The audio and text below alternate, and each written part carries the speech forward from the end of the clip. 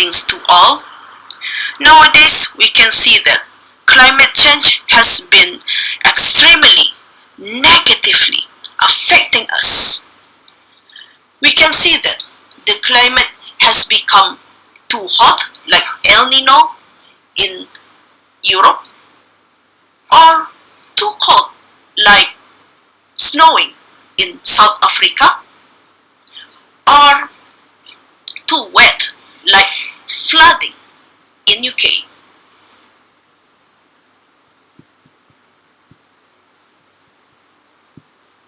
So what is climate change?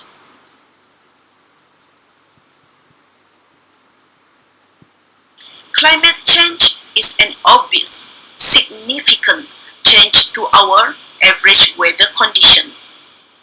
Within long term, it creates abnormal, unpredictable weather patterns. So, what is the main cause of climate change? Is it the burning of fossil fuel? You got it right. You got it.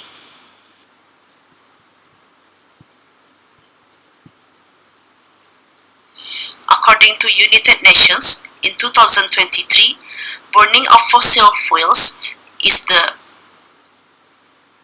largest contributor to global climate change, accounting for over 75% of global greenhouse gas emissions, and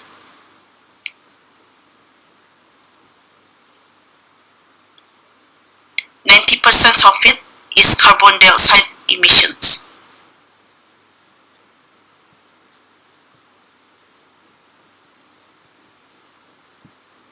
As they are emitted to the lower atmosphere of the Earth, they tend to blanket the lower atmosphere, hindering the sun's heat from escaping.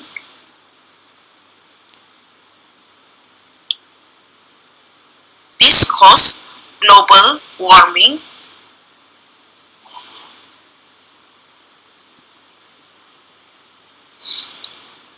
This causes global warming, which eventually causes climate change. Now, coming back to our initial concern, what is the issue in Brunei and Brunei's mitigation with regards to climate change?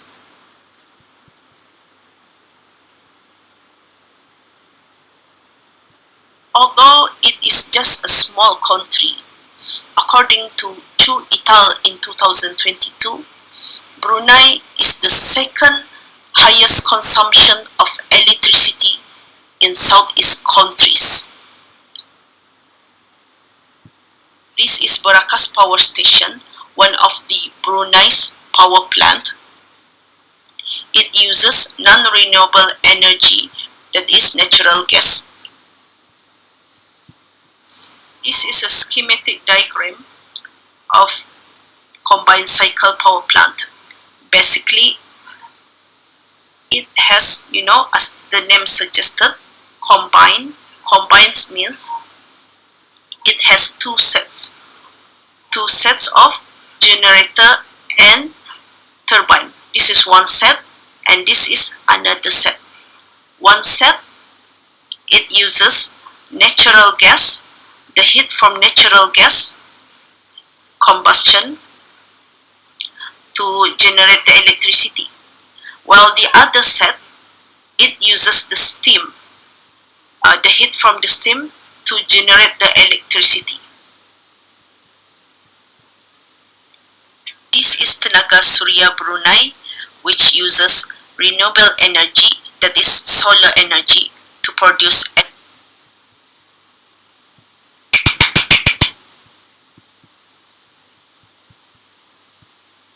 So how does solar PV system work, or also known as solar panels? The solar light, in the form of photons, are captured by the solar panels. Then these photons are converted into direct current, DC, by by the solar panels. Then the direct current is conducted to the inverter. This inverter will convert the DC into AC. AC means alternating current.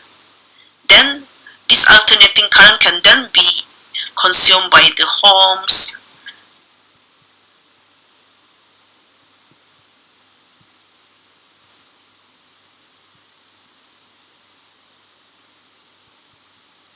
I forgot to tell you all that there are disadvantages of using combined cycle power plant.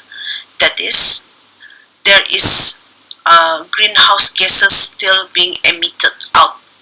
Although the use of the steam helps to lessen down the consumption amount of natural gas, but there is still greenhouse gases being emitted out of the plant.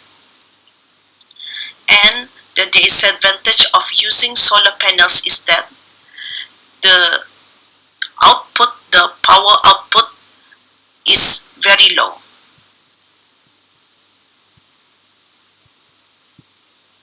There was a simulation done by Turchi et al. In 2011. This simulation basically, they try to determine the potential that the solar power tower were to be augmented with combined cycle plant.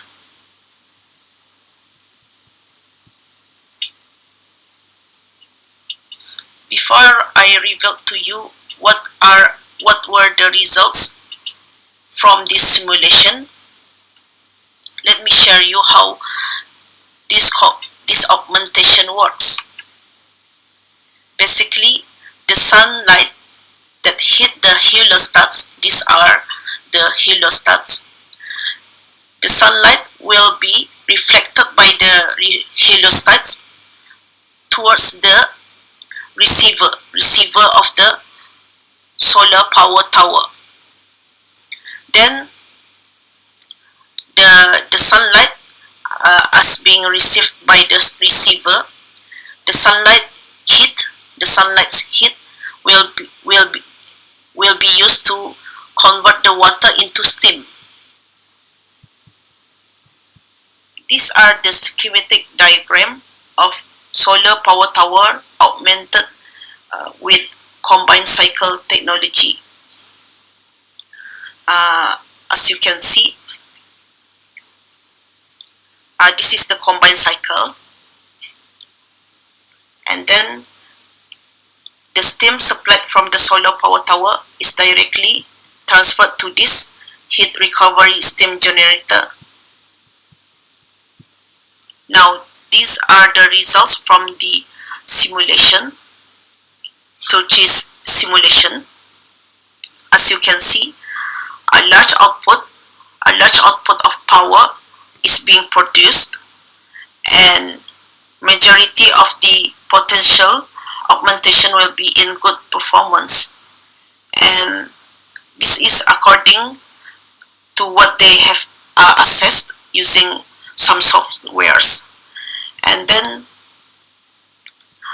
this will reduce this much of greenhouse gases. Yeah.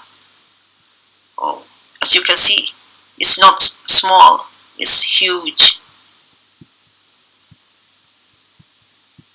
How to advocate awareness on climate change within our communities and universities? There are two ways in advocating the climate change awareness. First, by knowledge and information transfer. This one, the schools and all the workplaces, universities, extra knowledge, traditional knowledge on in order to develop a project that is related to adapting